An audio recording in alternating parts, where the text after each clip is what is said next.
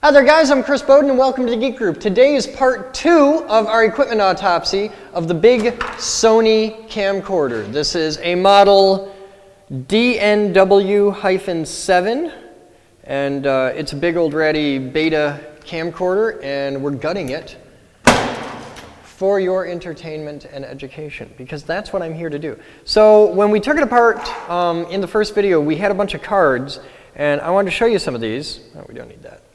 So if you take a look right here, here's one of the cards. This is out of the very head end of the camera.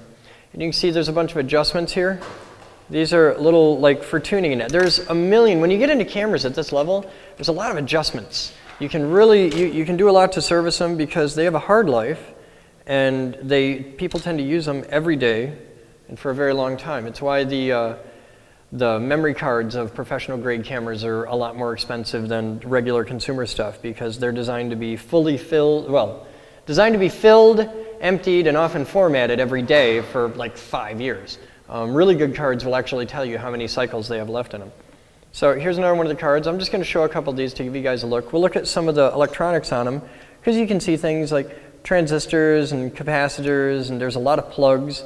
There isn't a lot on this side of the card, but on this side there's a lot of electronics there.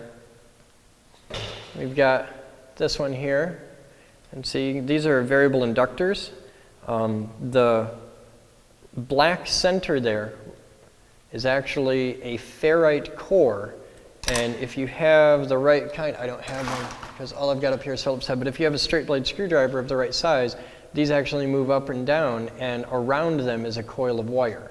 So they're variable inductors. We've got some big electrolytic capacitors here, a lot more plugs, just all kinds of neat stuff. This one's got a big crystal on it. We talked about that in the first video. Crystals are used for timing, and around this crystal there's a little thing. There's I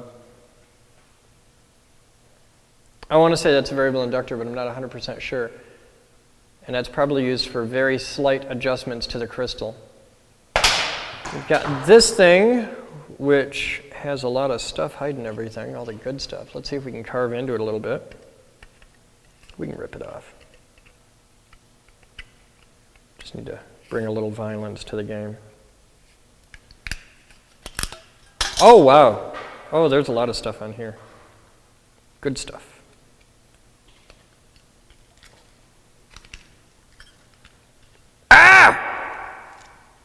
I need bigger. Where's the big dikes? I had a big pair of red. Where's that cabinet? We had a pair of big red dikes on there. Yeah! Let's get some violence.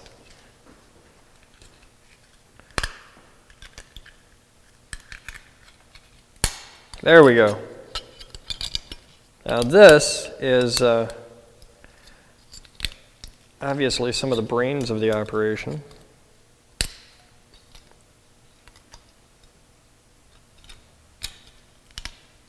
Okay, let's take a look at this. We've got a lot of relatively big ICs, and they're Sony branded ICs. Now on the bottom we've actually got a removable chip here. Let's pop that out. See, I'd have to really zoom in tight to be able to show you guys model numbers on that. And when we have the real autopsy set going, which will probably happen within a week, you will be able, through the overhead camera, to see all this stuff much better. Like it won't be that big. It'll be bigger. We can zoom in bigger for this, because now we're down into the twiddly bit. So I can't zoom in that tight on stuff because I want to be able to show you guys when we get into the big assembly, because that's where stuff's going to really get cool. But I just want to take a minute and look at these boards and go through that. Now, if anybody in the IRC has any questions, feel free to pop them in there. They're talking about, is that a camera? So yeah, okay, I worry about you guys. Look at the parts density on this. Look at that. Parts density is the number of electronic components they can fit into a given space, like a square inch or something, and that is through the roof. Both sides of that board are component. Okay, there's stuff on both sides, which tells you that this board, for more advanced circuit boards, like we talked about that board yesterday, which had, in the bread maker, it had a component side and it had a solder side. Well, it is possible, and you see it a lot with more advanced boards like these, where they'll have several layers in between of interconnects that are over top of each other. Computer motherboards can be like 7 or even 12 layers deep. It's really cool. But just the parts density on this board is amazing. It's really beautiful. Think of the work that went into that. Somebody had to design that. There's somebody out there where that might be 6 months of their life just building that.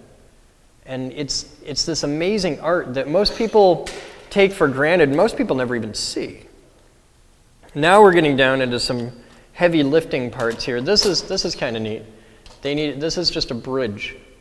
And there's nothing on here but one, you can see when I shine the light. Oh, here, I know how to show you. Watch, I can really show this off. I'll shine a light right through it. And you can see right in there, see all those? You can see the traces that go across. And all that is a bridge. It's just a circuit board bridge. It's a whole bunch of wires from one side to the other. And we've got lots of big chips there. Those are big enough you can read them. So you guys can comment, look them up, and see if we can figure out what those chips are. They're probably like image processors, but this is big. You know, these are boards that belong in the main body of the camera. You can see they fit that shape. And it's very similar to a computer motherboard.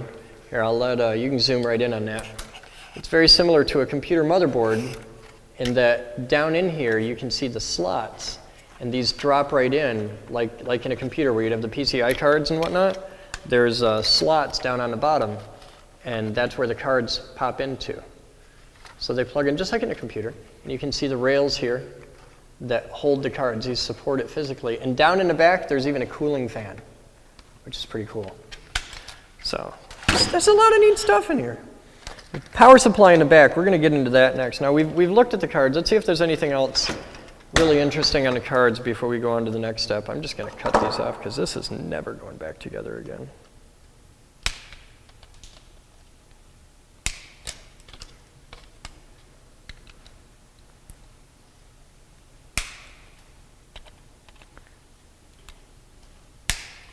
Trying to hit a cameraman, it's not easy. They're quick. Come off, there we go. All right, now on here, we've got Series C duplicate chips together in clusters. Those, typically, memory. Okay, so that's probably like RAM. You got some big stuff on the back, some more of those big chips. There's so, look at how many wires are there. Those are all individual little connections, and they're only like 10 or 20 thousandths of an inch apart. There's a whole boatload of them.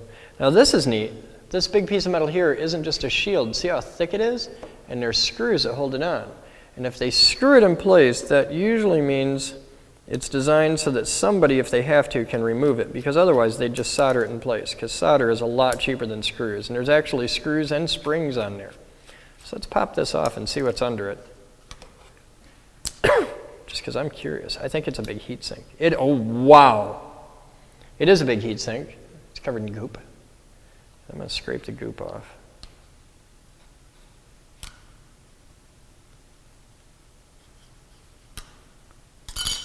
It's like Vaseline. Now there's a couple giant chips under it. Look at that. Now those are labeled CXD8974AR 9619E09. So look those up. There's E08. Now, see, those are two different chips too. So there's the one. You can pause that and get a look at it. Then there's the other. CXD8973AR 9627 space E08. Those, I have a feeling, do some pretty heavy lifting. They get hot. They get hot enough they put a heat sink on it. There's another heat sink chip over here.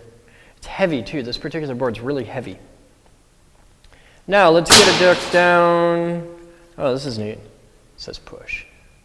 You've got to push it. You've got to work it. Now look at these. There's a whole bunch of these. There's 8 of them with a lot of support circuitry around it. We got another crystal down here. Serious chip here with a thing around it. I think this chip's removable. I think all chips are removable if you lean on them hard enough. Come on. Let's see if we can remove this chip.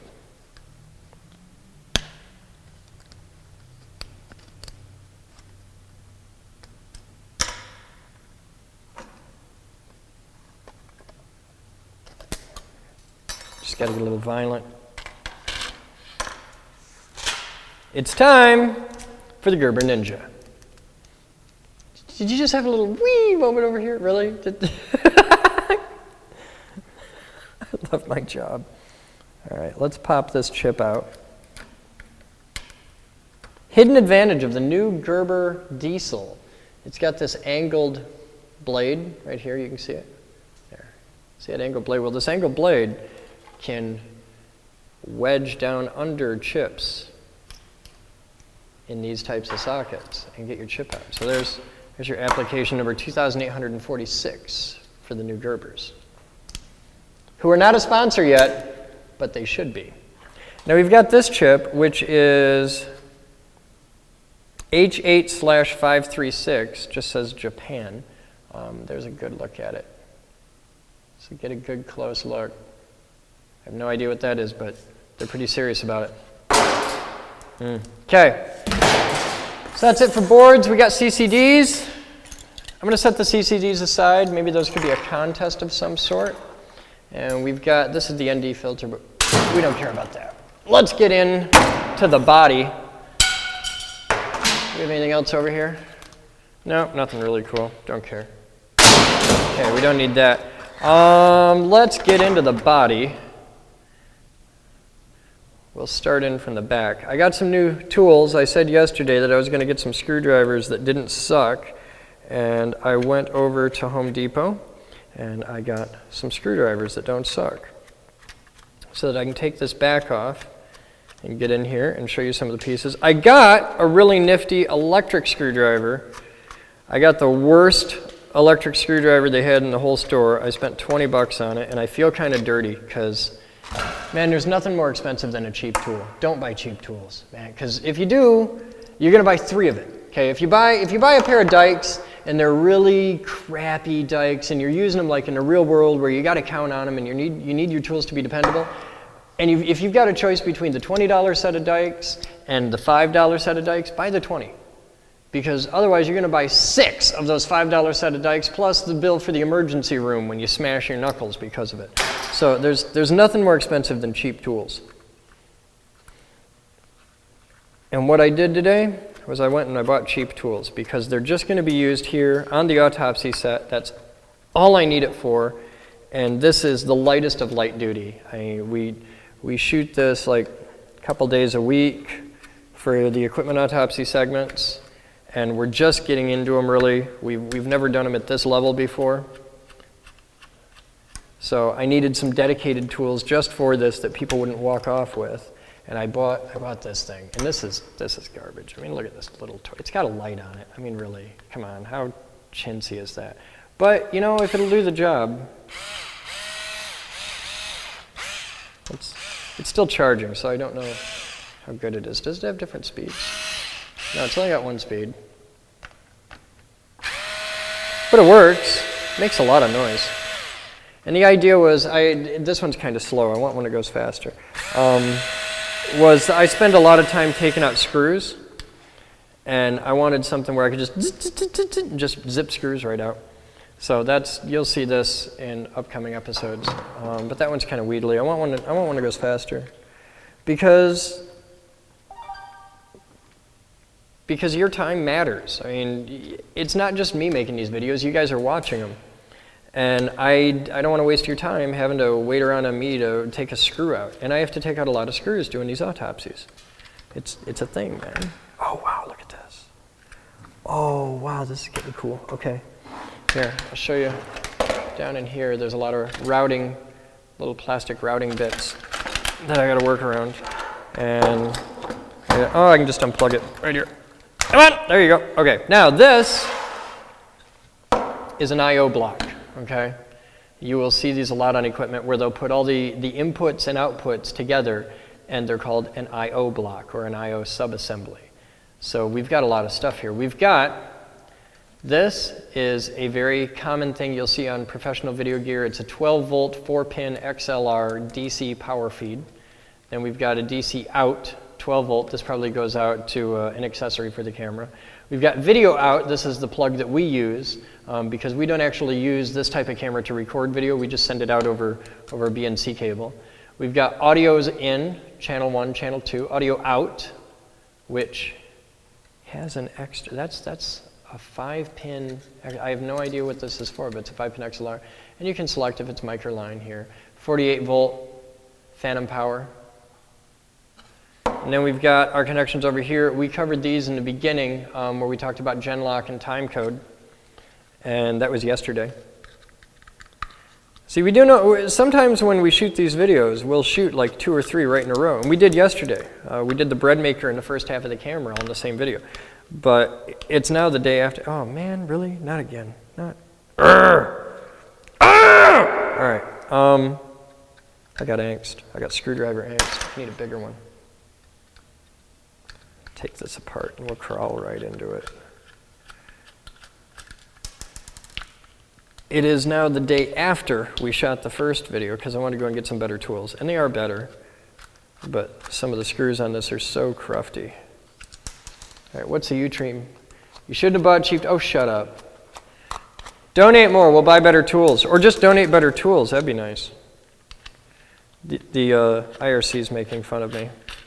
If you want to watch us do these in real time and actually be able to comment, click this link and you will see our Ustream channel. We have a live video feed page on the Geek Group website where we're broadcasting live streaming video from our soundstage, and you can get in the Geek Group IRC and ask questions and comment and get involved. It only works, of course, when we're actually in the studio broadcasting, which doesn't happen all the time, but we're here a lot. And when we're not broadcasting, you can see the guys editing, you can hang out with Corey and the gang, and you can get in the IRC and watch the stream at the same time. And we interact with the IRC all day long. We'll sit there, we'll talk to you guys, we'll hang out, you can ask questions. There's a lot of inside joke stuff. I mean, it's because of the nature of what we do, the internet really is part of the family.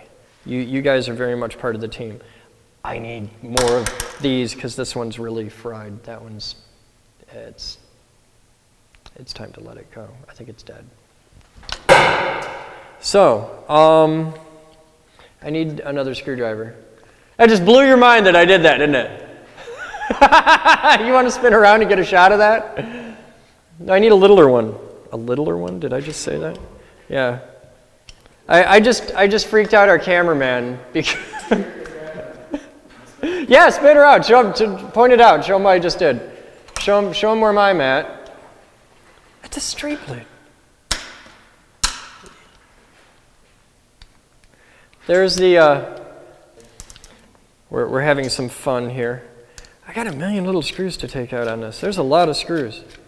This is why I need a, hey guys, out on Ustream, what channel are we on for Ustream? What's our video feed right now on Ustream? I don't know, camera? What camera, yeah. This camera 1. That one? Yeah. That one? No. This one? Yeah. Okay. Guys on Ustream, if you want to help out, we've been getting a lot of help from the guys out on the IRC and on the Ustream. If you want to help out on something, I need a really good quality set of precision screwdrivers because, man, I kill more of these things. I keep buying cheap ones and I keep killing them, and I haven't found a good set. I've tried all the standard places. I tried Radio Shack, I tried Home Depot, I tried Lowe's. Nobody sells a quality set of precision screwdrivers that I can't kill in 2 videos. I killed 3 screwdrivers yesterday. I've killed 1 today. Jason, try plugging the cord back into the camera on the side.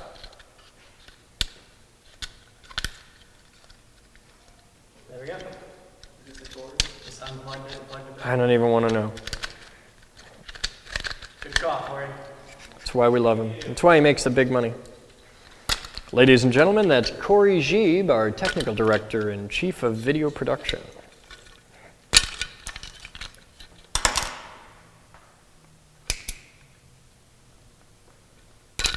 Okay, look at, man, you take cameras apart, you're in for a job. It's a thing.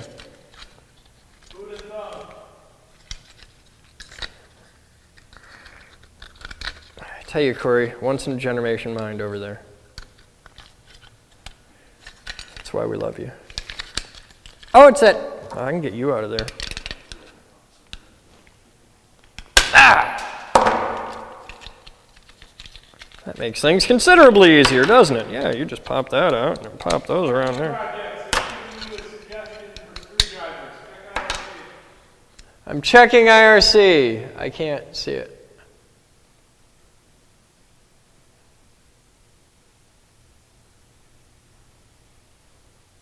Exolite are supposed to be good. Okay, well that's cool. Stuff like that. I can't stop and read the IRC in the middle of a video shoot, guys.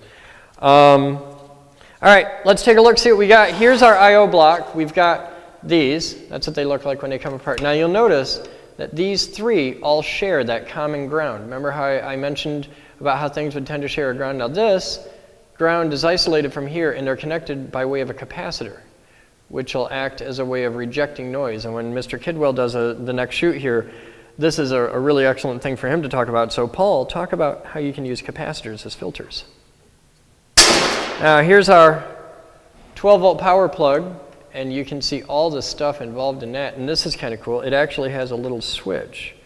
That extra pin, there's a pin down in the bottom, that actuates a switch. When you push the pin,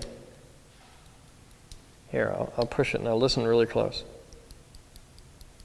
Hear the switch? There's a switch in there, and you can see it right here. That's the micro switch. So it knows when something's plugged in there, and it'll change the setting up in the camera or something like that. That's kind of neat. Now we've got our regular XLR blocks, and here you can see the back side of them. They're really big. They're really deep. I mean, these are big, metal, very serious connections. They're very mechanically strong. They're very mechanically sound. And this stuff, I mean, look at the gunge down here. This stuff has taken years of abuse. It's been out in the rain. It's put up with a lot here. You can see down inside here. There's a lot of gunge. There's even some mold growing in there. It's a hard life being on a news crew, okay, when you're out doing ENG. Now, let's get into the next part. What do we got? It's kind of wobbly. Take this out. I've got it's obviously big power supply stuff. It's the main power supply.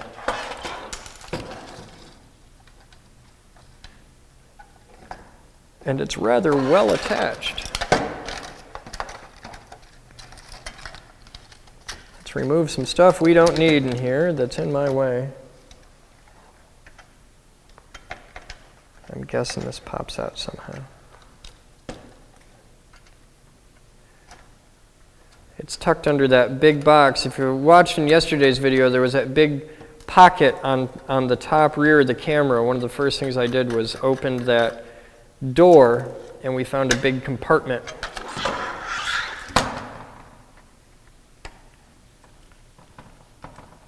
So we'll dig into here. I took off the whole back cover, which was like 20 screws, and now there's a whole nother layer of stuff in there. The back cover itself is, the camera is made out of metal. Feels like cast aluminum. And look at that. There's a whole little secret compartment right here, and there's a big socket on the bottom. I have no idea what goes there. It was hidden. There was a cover over that, and there was a cover over the whole back of the camera. So it was really well locked away. There's another one here. Look. See? It just looks like part of the back. It's not. There's a screw right there. And I'll bet this is another little secret compartment. Let's see what we find in here.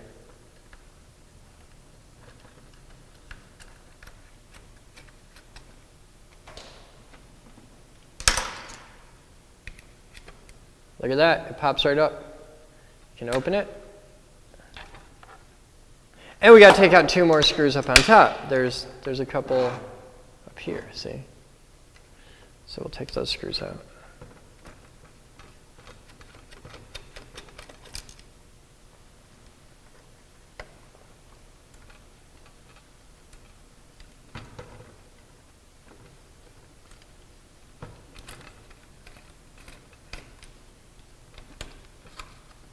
And we find this,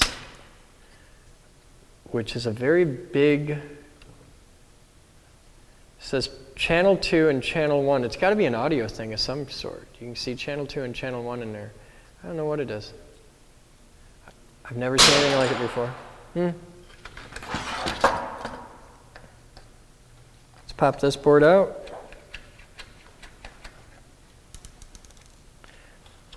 We're just digging our way in. This is obviously power filtration stuff. We've got some big capacitors. It is a PS390 board. There's a big inductor here. Now we can tell if that's an inductor or a transformer by looking at the bottom. There's only 2 wires into it, so that's just an inductor. So this is power supply stuff. So we can throw that away. We don't need it.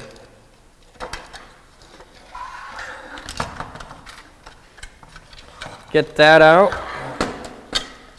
And there is our main power supply board. Look at that. Look at all the voltage regulation happening there. All this stuff, whenever you see this particular combination, okay, you're seeing capacitors, inductors. This here is screaming power regulator, okay, power supply. It is an RE119. That's all power, yeah. It's also really heavy.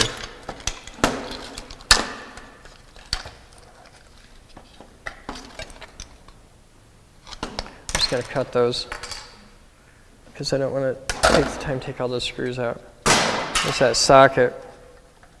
All right, that's all out. That's all out. Now let's work our way around. I'm trying to dig into this because that is the big, awesome mechanical mojo here. This is our head unit, our pinch rollers and capstans and all that jazz. And that's a whole video where I'm gonna take this out today.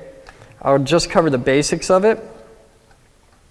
Maybe at this point, one of our video production crew can look around and see if they can find me a Betamax tape. It's a specific type that fits this camera, one of the professional Betamax tapes.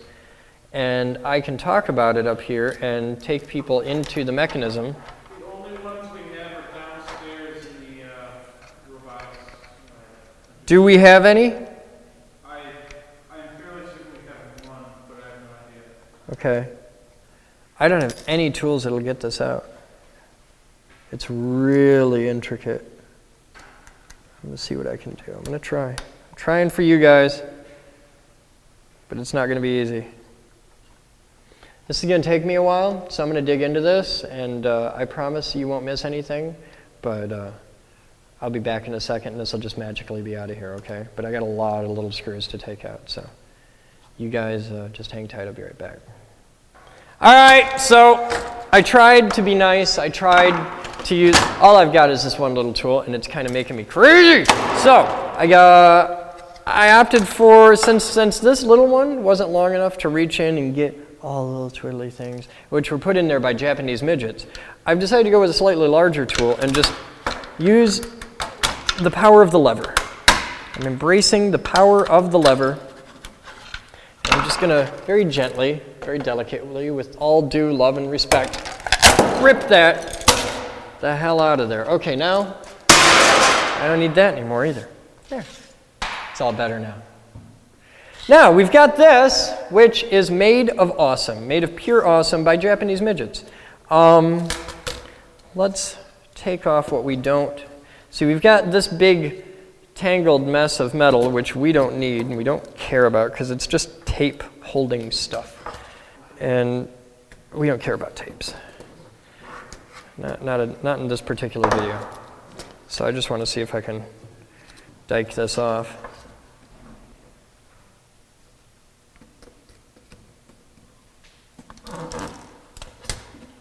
Oh yeah, that'll work. That's how it's done.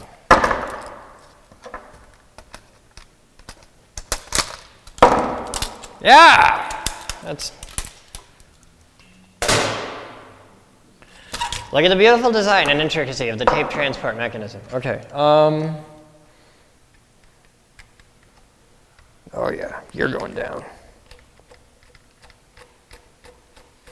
Die! Ha! I feel better now. Okay, so now we're down into something that people can actually understand. Let's take a look. Okay, these are our tape reels. This is our feed reel here and our take-up reel. Now the tape, which this is what I really wanted to show you, was I want to put a piece of tape in it and thread the tape through the whole thing and show you all how it worked. But that's going to have to wait for another video because this thing did not come apart without a fight. But let's see if we can actuate some of the internal mechanisms. That says no. By moving different gears and such, you can make different things move. Like if you look here, this is a pinch roller, okay? And that, it's an amazing dance that happens when this stuff all goes together.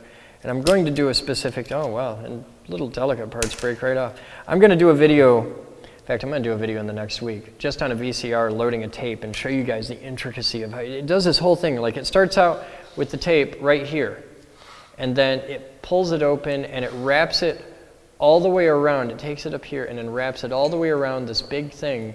And it's really cool the way it works because it has to wrap so much tape around the head because the tape writes through a helical scan. And I really want to show you guys this stuff because, No, the tape itself isn't the cool part. I need a tape that fits it and I need to put it in. And we will cover that in an upcoming video because it's something I really want to talk about. And look here, there's like this little braille thing. Now the tape would sit on here and there's these little pins and these are switches and these give it information. Wow, there's parts falling out. These give it information about the tape. You can see the little buttons right here, they stick up. And when the tape goes in, there's different holes in the bottom of the tape that tell it specific information that it needs to know. I'm guessing for tape tension, or maybe it's a thing to compute how much tape is on the reels so it knows how much tape's remaining and stuff like that. Now let's look at the heads. We talked in the first video about the helical scan video heads, and you can see, look at them, see the little black things down in there marching by? Those are all the video heads. Now look, there's 5 on that side and then there's 5 more coming along there. So there's 10 heads on that thing, which is nuts. Now here's the other heads. Over here, there's a couple. You can see a head there. That's a head, and that's a head, and this is a head. In fact, there's another one over here as well. Now these are the audio heads. One of them will be the erase head. And I don't know which one's erased. They're not labeled or anything. But one of these will be the erase head, and all the rest will be audio. While the video is done as a helical scan track, the audio is done linearly, just because audio data isn't nearly as high a bandwidth, so they don't need all that stuff. But there's so much here to go into, to talk about, and I'm going to take apart just a big, cheap, clunky VHS VCR, which isn't nearly as elegant as this, but it has all the same fundamental parts. It just won't be as pretty. So we're going to do a VCR because the parts are so much bigger, it's not as intricate, and I can show you like how it threads a tape and ooh, U-matic! That's what we'll do. We'll do it with a giant U-matic tape, because U-matic tapes are like, they're like this big, they weigh 50 pounds, they hold 1 megabit of data. I mean, it's, they're terrible. But that's that. That's the camera autopsy. We got it done. We got down to all the little nuts and bolts, and we got a big pile of stuff left over. So there you go. That's your look inside a Sony professional ENG video camera. I'm Chris Bowden with the Geek Group. Thank you for hanging out with me and having fun. Please remember to rate, comment, subscribe, call your mom, and donate. It is through your support, viewers like you and your parents, kicking in a couple bucks that makes us possible for me and this giant roving gang of lunatics to make really cool videos and show you guys awesome stuff. So until next time, I'm Chris Bowden. You guys have fun and keep exploring.